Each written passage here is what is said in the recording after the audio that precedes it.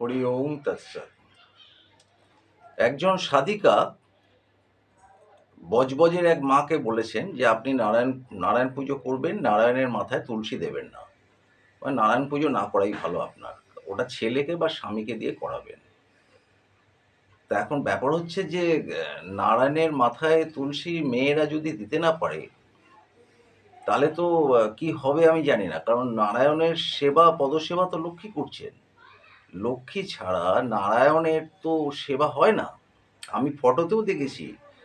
কিন্তু আমি ফটোতে এটা দেখিনি যে ব্রাহ্মণ নারায়ণের মাথায় তুলসী দিচ্ছেন, এরকম কোনো ফটো আমি দেখিনি। তা যাই হোক, নারায়ণের মাথা যদি ব্রাহ্মণের কপিরাইট থাকে, তাহলে চরণ তো মহিলাদের কপিরাইট। কারণ লক্ষ্মী চরণ সেবা করেন নারায়ণের। তা আমি সেটাই মাকে বললাম যে তুমি নারায়ণ সেবা করতেই পারো।